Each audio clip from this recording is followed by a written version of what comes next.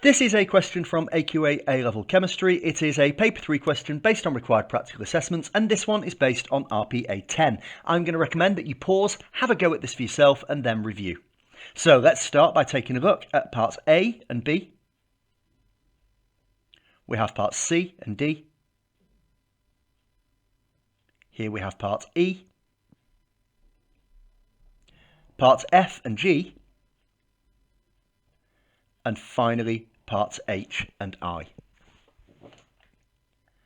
So now you've had a chance to review, let's go through and see what we can work out. We have been provided with the method of making aspirin by adding salicylic acid to ethanoic anhydride. All of the details are there for you to read. It is hopefully a method you're reasonably familiar with and getting more familiar with. But let's take a look at the instruction missing from step 4.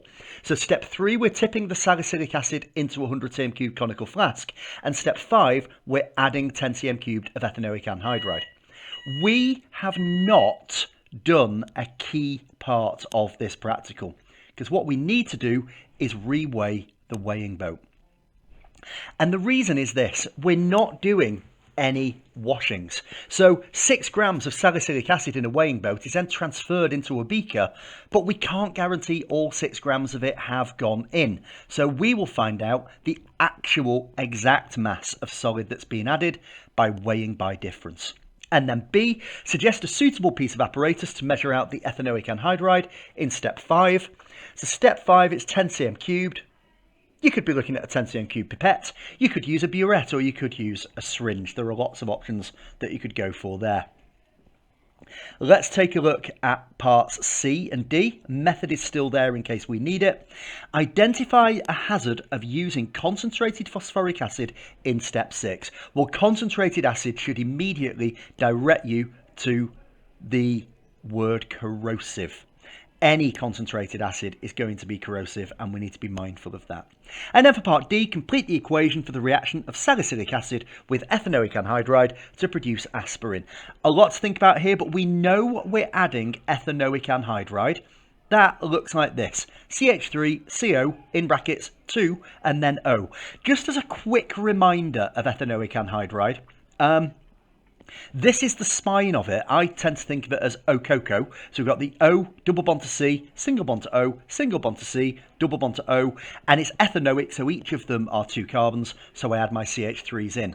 But that can be simplified to the form that we can see in the equation. And then we've got to think about the secondary product that we are making. And in this case, we make carboxylic acid. Specifically, we make ethanoic acid. That's the secondary product with ethanoic anhydride in all of the nucleophilic addition elimination reactions that you've done as well. So hopefully some familiarity. Let's move on to part E, a big calculation, and we are calculating the mass in grams of aspirin. They've been quite nice here. They've given the MRs for salicylic acid, ethanoic anhydride and aspirin. Let's work through and see what we can do. And I'm going to highlight the colours so you can see, highlight the numbers so we can see where they are coming from. First thing I'm going to do is work out the number of moles of salicylic acid because I've been given its mass and I've been given its MR. So the mass is 6.01. I'm going to divide that by 138 and I've got a value of 4.36 by 10 to the minus 2 moles. I'm also able to work out the mass of ethanoic anhydride.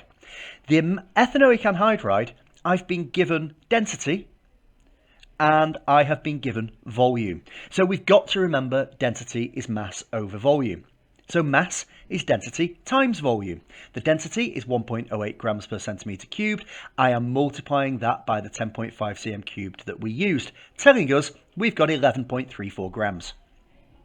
Now I know how many grams of ethanoic anhydride I have, I can work out how many moles of ethanoic anhydride there are. And again, I go back to N is M over MR.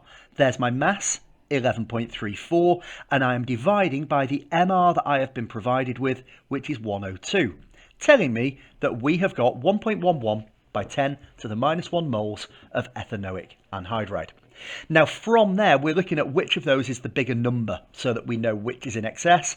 And that would be the ethanoic anhydride. That's in excess, so I am transferring that over to explain the first answer, as you can see in red on the right hand side.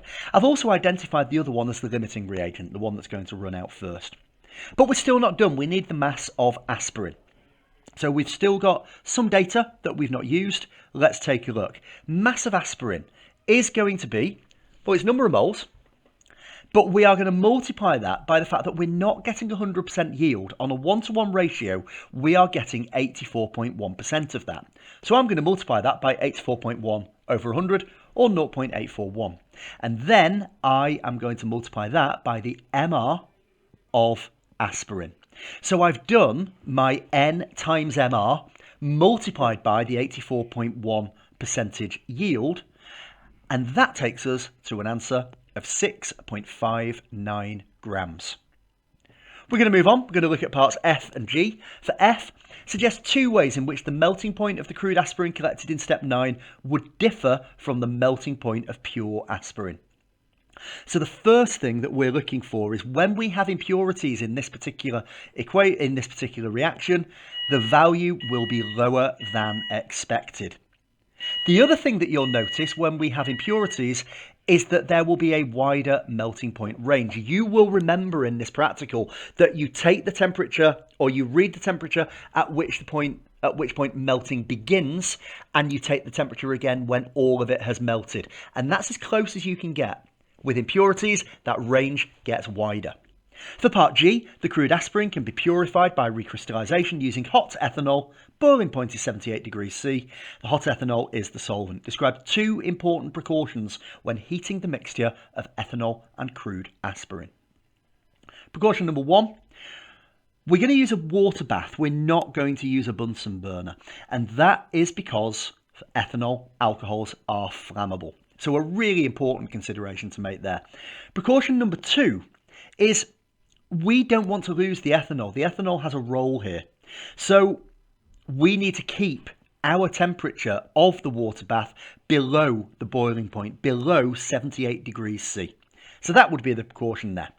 Moving on to parts H and I. For H, the pure aspirin is filtered under reduced pressure. A small amount of cold ethanol is then poured through the Buckner funnel. What is the purpose of adding this? The reason for it is we want to remove any final soluble impurities. We want our crystals to be as pure as possible. And then finally, a sample of the crude aspirin is kept to compare with the purified aspirin. Describe 1 difference in appearance you would expect to see between these 2 solid samples. Well, the pure product would have larger crystals. So look back over your required practical work if there are elements of this that you are unfamiliar with. But that takes us to the end of this question. Thank you for listening, and goodbye.